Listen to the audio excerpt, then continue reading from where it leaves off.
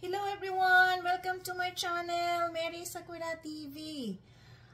Ang lulutuin po natin ngayon guys, ituturo ko sa inyo kung paano magluto ng crispy shrimps.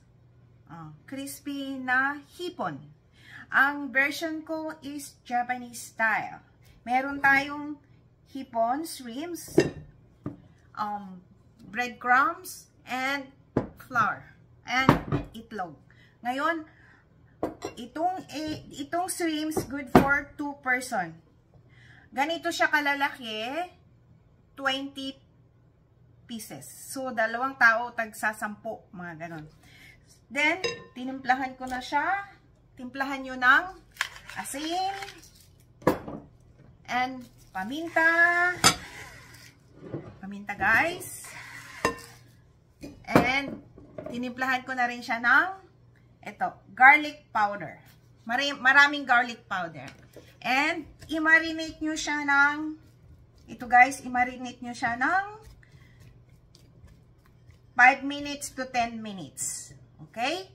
Ito na siya. Na-marinate ko na kasi ito guys. Pero before pala that, guys, tanggalan nyo ng itong itim. Parang putik dito. Yan. Pero meron na kayong nabibiling tanggal na, malinis na siya. Yan. Tapos balatan nyo siya, ganyan lang siya. Hindi ko na siya pinalapad. Gusto ko yung bilog. Bilog. Hindi ko na siya pina-straight. Bilog lang ang gagawin ko ngayon. Okay? Yan, na-marinate ko na siya ng 10 minutes.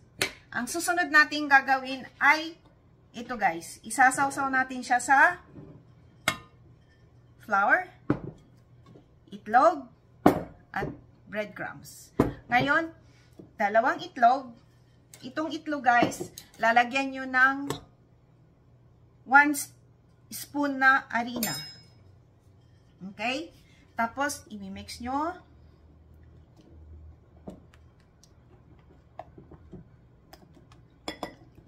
Mix lang.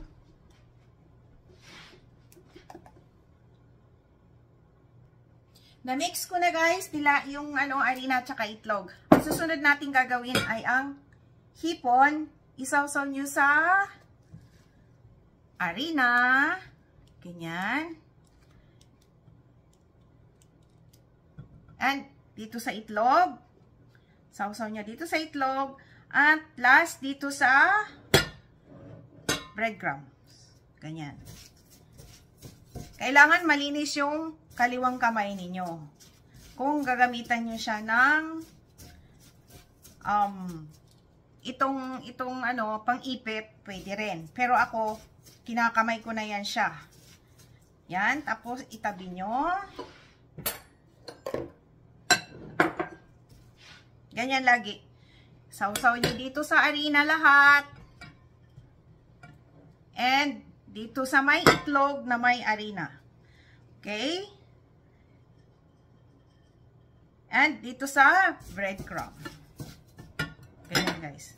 Sa breadcrumbs. Okay? O nga pala guys, itong harina ko, nilagyan ko siya ng, itong harina, 1 cup tablespoon of harina, nilagyan ko siya ng 2 tablespoon na cornstarch. Tapos i-mix nyo. Kalimutan ko pala ipakita sa inyo. Pero, ayan na.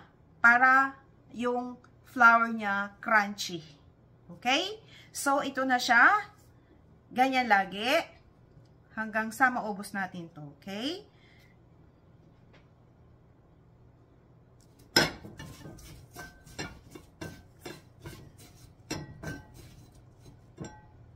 Ganito na siya, guys. Yan. Yan. Gagawin ko yan lahat. Wait lang. Itong aking preparation, ayan. Good for 2 person.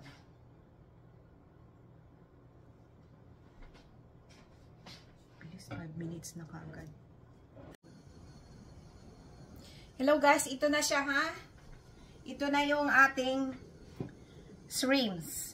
Ngayon, ang gagawin natin is iprito na natin, i-deep fried na natin siya. Guys, ito na siya. Okay? Pag deep fried natin, kailangan pag mainit na ang mantika, maglagay kayo ng isang butil na breadcrumbs. Pag umangat na siya, okay na. Yan. Ang ginagawa ko kasi, gusto ko yung crunchy, yung ano, pati balat, yung bang, pati balat na sa dulo ay nakakain ko. Yan.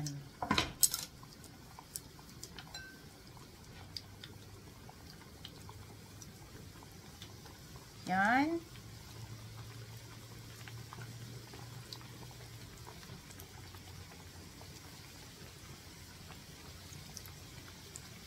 Yan. Tapos guys, kailangan medyo brown ng kaunti. Okay? Huwag nyo lang siyang galawin. Brown na siya lang ng kaunti. Okay?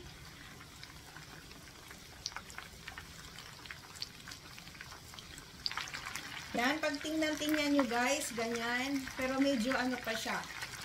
Kailangan pa ng brown ng kaunti. Okay? Para more crunchy a little bit. Okay. Tignan nyo guys, oh. Parang ganito na siya. Yan. Yan, ang swings, crispy swings, fried swings. This is a Japanese style. Yan.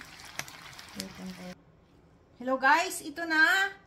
Tapos na siya. Ito na ang ating crispy fried swings. Tingnan nyo guys. Diba? Yan. So, titikman na natin siya ngayon. Crispy na crispy siya guys. Tingnan nyo naman. Okay? Yan na siya. Lagay natin dito. Yan. Tikman natin guys ha. Yup. Tapos, ang sawsawan niya ay ang ketchup and mayonnaise. Just Japanese ketchup, QP. Yan. Yan ang ginagawa ko. Ketchup at saka tartar sauce. Yan, dalawang yan. Yan, dalawang yan. Yan. Yan, mamili kayo kung saan nyo gusto. Tartar sauce or ketchup. Ako kasi guys, ang gusto ko minsan is yung tartar sauce. Tikman natin sa tartar sauce. Okay? Ito siya.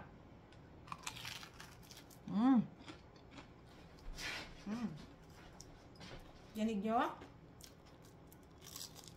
Okay na siya. Sarap. Yan siya guys. Ang sarap. Okay guys, thank you for watching. Please subscribe, like, and share. And i-click nyo na rin yung notification bell para palagi kayong updated sa aking mga bagong video. Bye! God bless all! Thanks for watching!